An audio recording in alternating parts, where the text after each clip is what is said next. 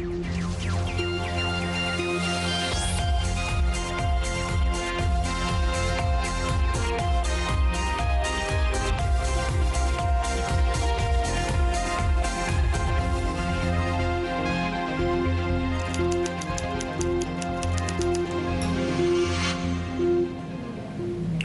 evening, this is Primetime News and I'm Sandra Ferdinando. I'm Nicola D'Souza. Here are your headlines. SP Dissanayake demands an immediate investigation of assets belonging to Minister Rishad Bathiuddin. Cardinal calls for investigation into abnormal accumulation of wealth by certain individuals. Did the new Foreign Exchange Act introduced by the Prime Minister pave the way for terrorism financing? Bangula Bulletin calls on the government to procure security equipment for schools instead of tabs.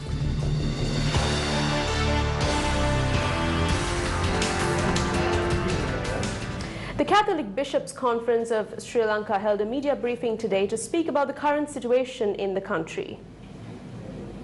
The special media briefing that was to commence at 11 a.m. this morning was delayed by more than 1 hour as a result of an unexpected visit of President Maithripala Sirisena to meet the bishops of the Bishops' Conference.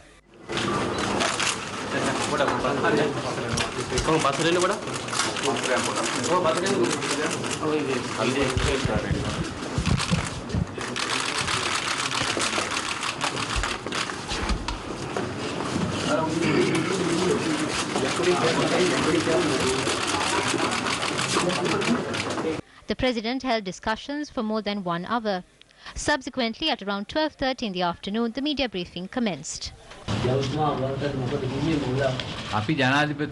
The meeting we had with the President was on our level.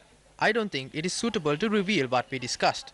When we meet certain leaders, such as the President and other leaders, we inquire about our own opinions. So I think it is unethical to say it to the media.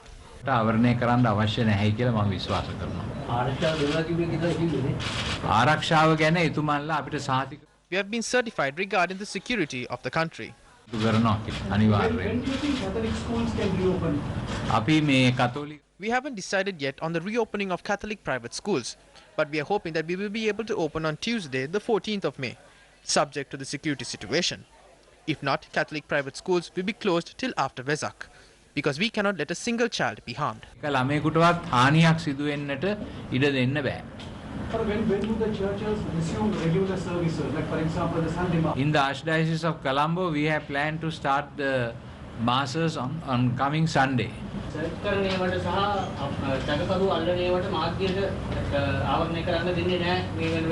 එතකොට අපිට පේන්න තියෙනවා සමහර මහජන නියෝජිතයෝ මේකට කෙලින්ම සම්බන්ධයි කියලා දැනෙනවා. මේගොල්ලන් අත්තරංගුට ගන්නෙ නැහැ. සමහර අයගේ පරීක්ෂණ කරන්න කියලා මේ යම් කිසි මේකට රජුරු සම්බන්ධව කතෝලික සභාව බලපෑමක් කරනවා. අපි ඒ සම්බන්ධව We have presented facts to the government in this regard, and it is their duty to implement it. We have no need to comment on it. I believe that a national level investigation should be conducted into abnormal accumulation of wealth by a certain minister or an MP, and how certain people who were without a cent became so rich within a few years and even earned their name on the list of wealthiest people in the world. පක්ෂයකට වුණත් ඒක බලපාන්නට ඕනේ කාරණාවක් වගකීමක් වෙනවා කියලා මම විශ්වාස කරනවා. ඒ වගේ කොමිෂමක් පත් කරලා හරි මේ If the government takes responsibility, they should appoint a committee to find out how a person without a cent became a multimillionaire suddenly and how we gathered so much wealth. හොයාගත්තේ කොහොමද කියන එක හොයා බැලීම රජයේ වගකීමක් වෙනවා. At a media briefing held today, Minister S.B. Dissanayake made a revelation about Minister Rishad Bathiuddin. Minister Rishad Bathiuddin, I believe there is enough proof available for the President and the Prime Minister to take a decision about him. There are details available about his income, transactions he made, and crimes that he had committed. I believe the Criminal Investigations Department and the Bribery Commission should immediately start investigations and take a decision on him. It cannot be overlooked that Rishad Alauddin, a businessman who was connected with the April 21st attacks, was the treasurer of this party. Rishad Alauddin's daughter detonated a bomb and died alongside her 2 children. The business conducted by Minister and his relatives with Muhammad Ibrahim was talked about in the past few days. It is revealed that 3,000 kilograms, 2,500 kilograms of copper was issued by his ministry to the copper factory owned by another Ibrahim who was also connected to the April 21st attacks. He accepted it. One of the minister's brothers was involved in that business. They earned a lot of money through this. In a letter, the Turkish ambassador informs the Ministry of Defense that individuals who were involved with terrorism organizations in Turkey are now involved with educational institutes, technical institutes and tourism projects. He even gave their ID numbers to the ministry. A state minister of the UNP diligently looked into this. He forces the Ministry of Defense to look into this. In the end, it was revealed that it is Minister Rishad Bathiuddin who is protecting all these individuals. The minister has said this in writing to the President, Secretary of Defense and IGP. On a television program, Minister Rishad Bathiuddin was questioned about a land he purchased in Mana. He says he did not.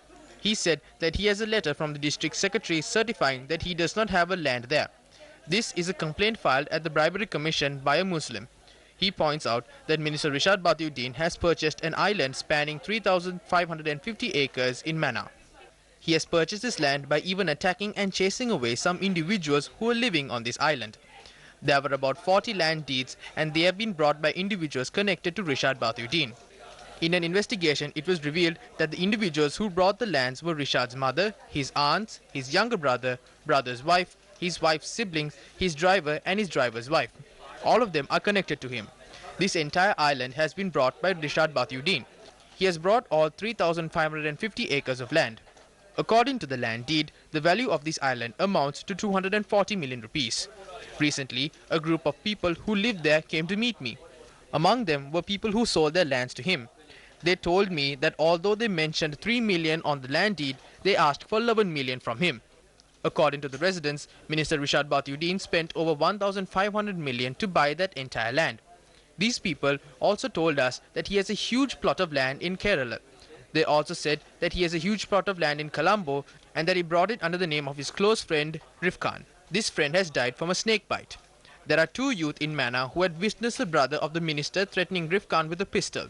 Therefore, Rifkan's family has a very strong suspicion regarding his death. It is easy to find out who Rifkan wrote this land to.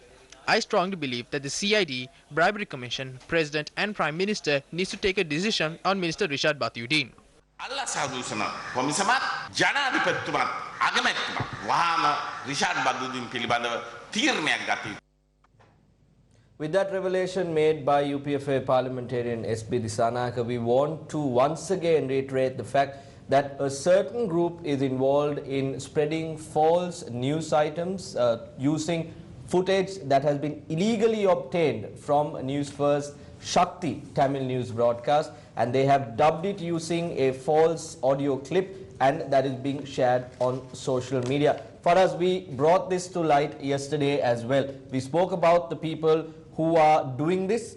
We said that there are suspicions that they may be involved in aiding and abetting terrorism in a way as well, because they are again trying to mislead the Muslim community, the Tamil news watching community, ardent viewers of Tamil news on News First.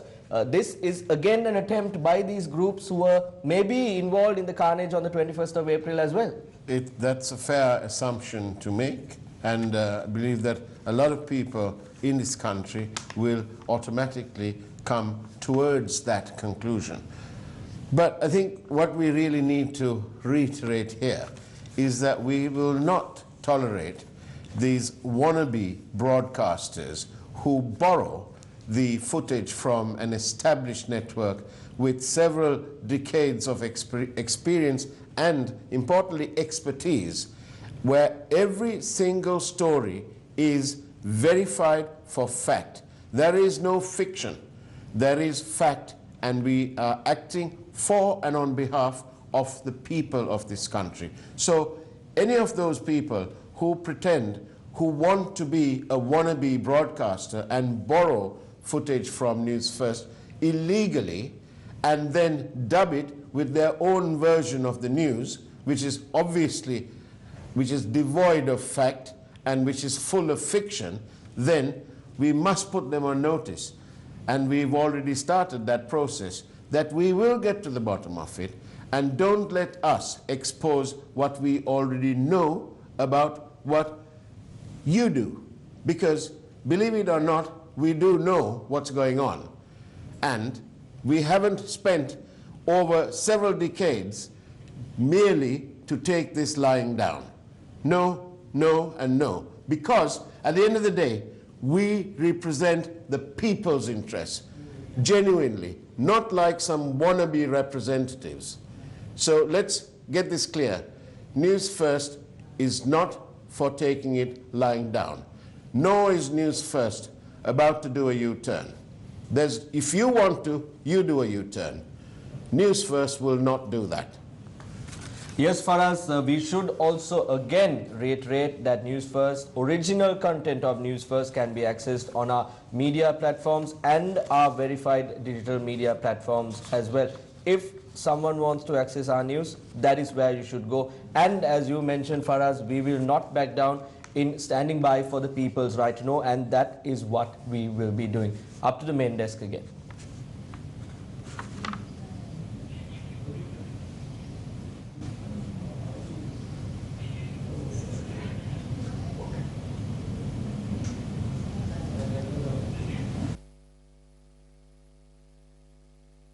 Well, in more news, security forces discovered cash worth 140 million rupees and assets worth 7 billion rupees connected to the terrorist group responsible for the April 21st attacks. Now the question is, how did such substantial amounts of cash enter the country?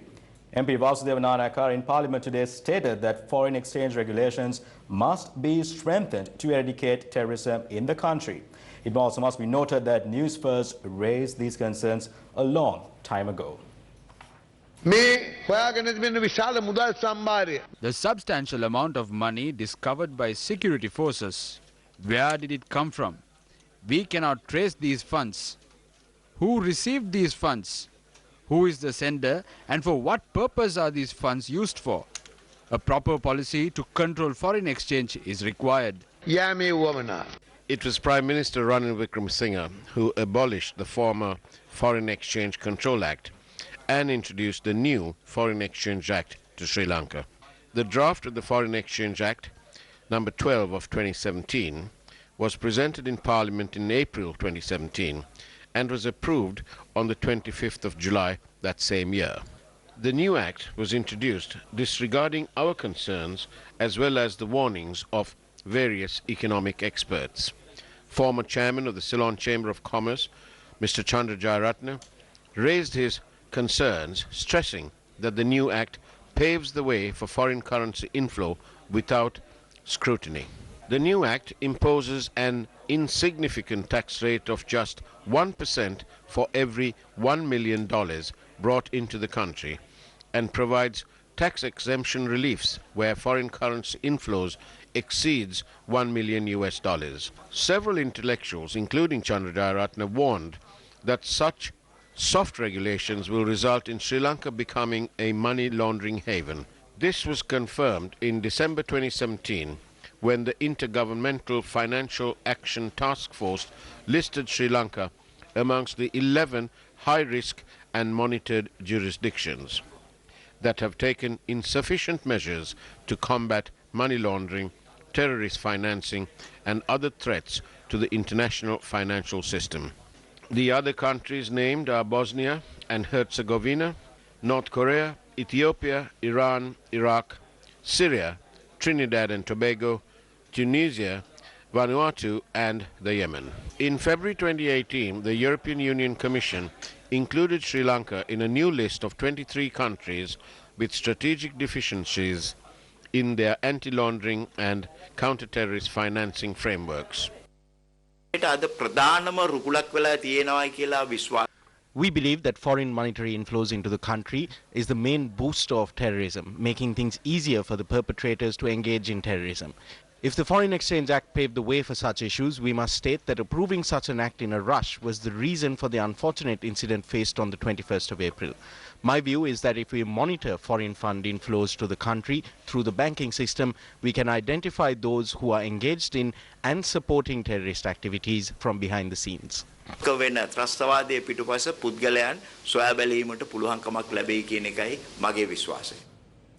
A number of weapons, including swords, were discovered in several wells located in close proximity to the Kettarama cricket grounds in Maligavatta, Colombo. Now, according to police, 2 swords, 28 knives, 2 machetes, 198 rounds of ammunition used in air rifles and camouflage clothing were discovered. These weapons were discovered in 3 wells located in close proximity to the well in which police discovered a stash of weapons yesterday. 46 new swords manufactured in China, 12 old swords, 52 knives and a foreign manufactured pistol along with 5 bullets were discovered yesterday in a well with a depth of 30 feet.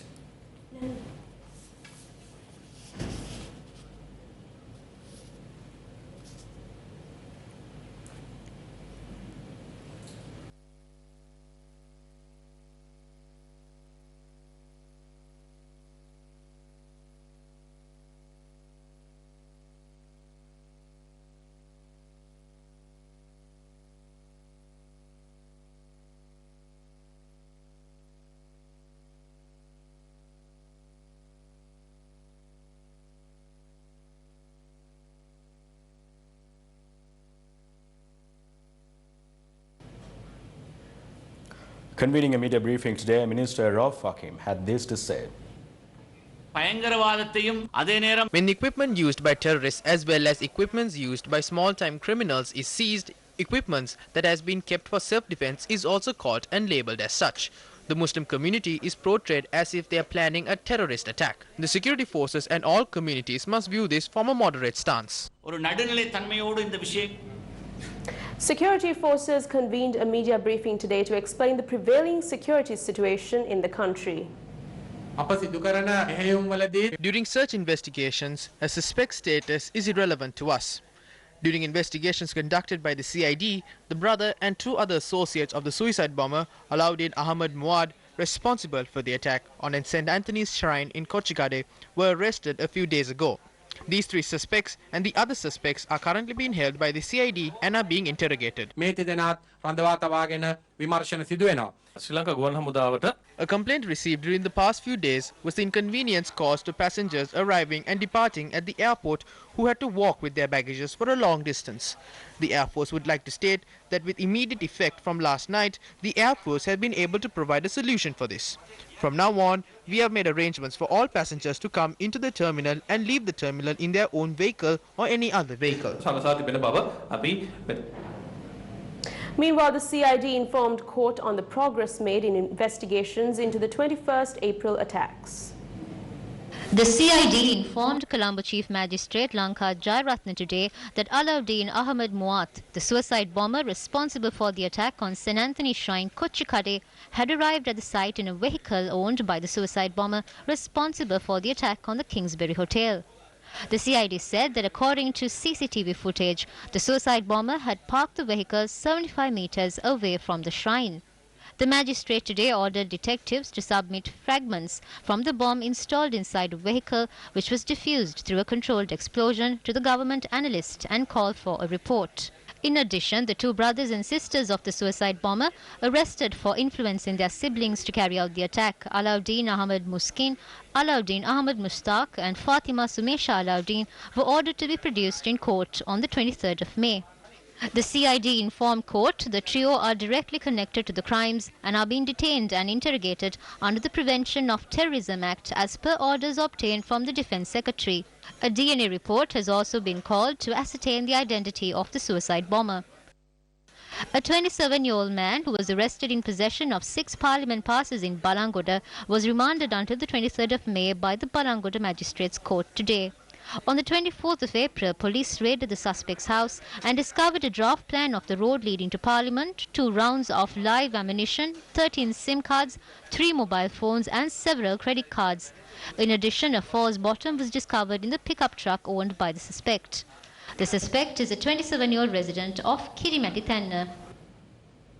A suspect who had maintained close ties with the alleged ringleader of the April 21st attacks, Mohammad Zahran Hashim, was arrested a short while ago in Kathankudi. The suspect has been identified as 60-year-old Mohammed Aliar. Police media spokesperson SP Ruwan Gunasekara said the suspect had financial transactions with Zahran Hashim. Meanwhile, Fort Magistrate Ranga Disanayake ordered the Criminal Investigations Department this evening to provide a DNA report using parts of the heads of Zahran Hashim and Mohammed Ilham Ibrahim, the suicide bombers who attacked the Shangri-La Hotel in Colombo on the 21st of April, in order to definitively ascertain their identity. The magistrate also ordered the superintendent of the Batticaloa prison to bring Zahran Hashim's sister, Mohammed Hashim Madania, who is currently in custody there, before the specialist judicial medical officer in Colombo on or before the 15th of May to provide a blood sample for comparison. The magistrate also ordered the CID to bring the father and two brothers of Mohammed Ilham Ibrahim, who are currently in CID custody, before the specialist JMO to provide blood samples for comparison in the DNA test. It was also ordered that 7 vehicles, including 2 luxury vehicles, which were allegedly used by the bombers and their families, be handed over to the government analyst for examination. The magistrate ordered that the government analyst provide a report to ascertain whether the vehicles had been used to transport explosive materials and other equipment.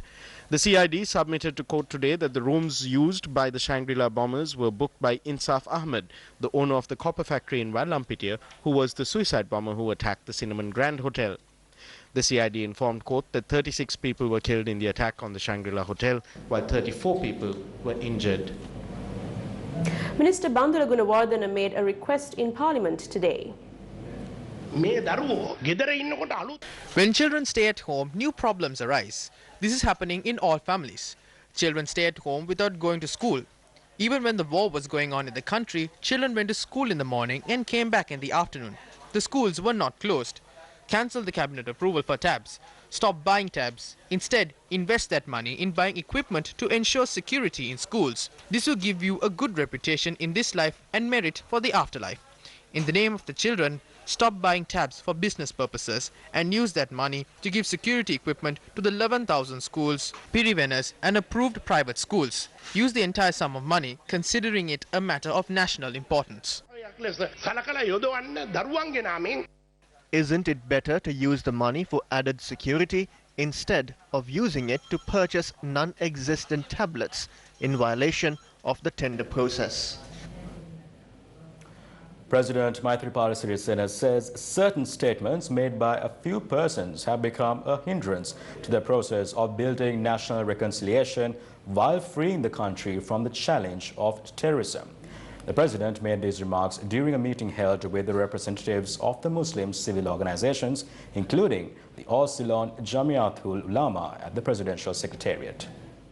During this meeting, President Sirisena said the responsibility of all the citizens who love the country should be fulfilling their respective responsibilities towards creating a peaceful environment where all the citizens of the country could live freely, while understanding the actual situation and the issues, but not to raise their voices in order to get narrow political gains. The President further said that even though criticism are necessary, those criticisms should be fair and unprejudiced. The representatives of the Muslim civil organization stated that they do not consider the brutal terrorists who were involved in killing innocent people as Muslims, and they condemn extremism and terrorism. They further added that they would extend all possible support to the security forces to eliminate terrorism.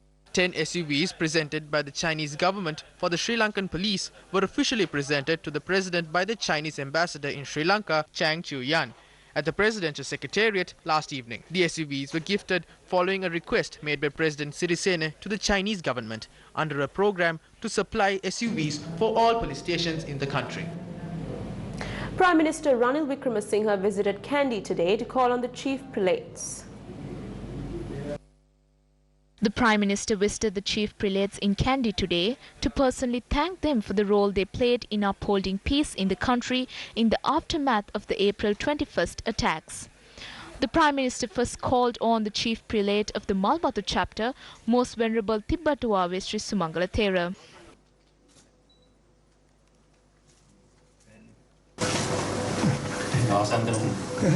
The Prime Minister then visited the Anunayaka of the Malbatu chapter, Most Venerable Dimbulkumure Vimaldhamma Thera. Prime Minister Wickremesinghe then visited the Askari Mahaviharya to call on the chief prelate of the Askari chapter, Most Venerable Warakagoda Sri Jnanaratana Thera. Finally, the Prime Minister visited the Manikina Vidyasagara Piruvena to call on the Chief Prelate of the Ramanya chapter, Most Venerable Napani Pemasiri Thera.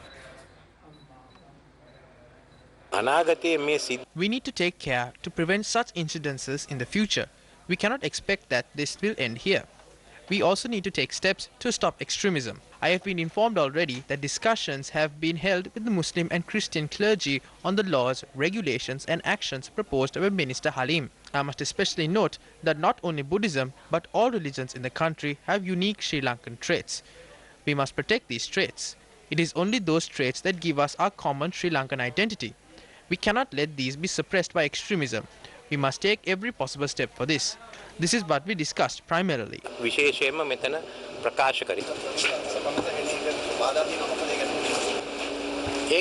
Talks are being held on this. As I said, let us discuss this with the party leaders. The second, third and fourth sections are very important. The Island newspaper reported today that the president of the All Ceylon Jamiatul Ulama, Mufti MIM Rizvi, has written to the Defence Secretary that they handed over a CD containing Zaran's hate speech and activities detrimental to the interests of the country to the former Defence Secretary Hemasiri Fernando. The Island today, quoting an official of the All Ceylon Jamiatul Ulama, stated that the ACJU had held several discussions with state intelligence officials. However, the State Minister of Defence, Ruwan Wijewardena, was not present at those meetings. The article comes against the backdrop of a letter written to the All Ceylon Jamiatul Ulama by the Secretary to the State Ministry of Defence, NKGK Nammawatta, earlier this week, regarding a statement made by the President of the ACJU, Maulavi Rizvi Mufti. According to the letter, the Maulavi had said that he provided all information and documents regarding extremist groups in the country when he met with State Minister Ruwan Wijewardena. The letter requested the Maulavi to amend and correct his statement and added that legal action will be instituted against the ACJU if they fail to do so. A US official injured in the April 21st suicide bomb attacks in Sri Lanka has died in a hospital in Singapore. The US Department of Commerce announced on May 4, 2019, Chelsea DeCaminada, an international program specialist at the department, passed away as a result of injuries sustained during the April 21st terrorist attacks in Sri Lanka, where she was on assignment. Paying tribute, US Ambassador to Colombo, Alaina B. Kleptis, mourned the loss of the passing of Chelsea DeCaminada.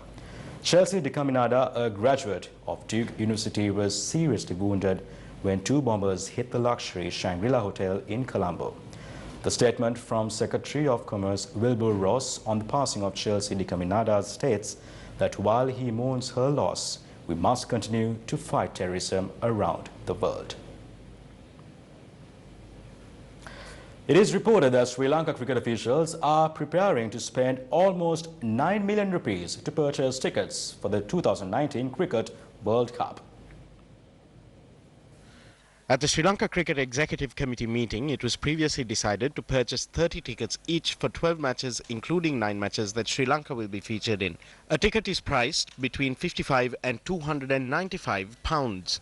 For the match to be held on the 6th of July, the price of one ticket was listed at £95, but due to an error, it was then revised to £195, according to reports of the SLC Executive Committee meeting. Thereby, the price of one ticket is almost 44,500 Sri Lankan rupees. The additional cost for that game only is 684,000 rupees.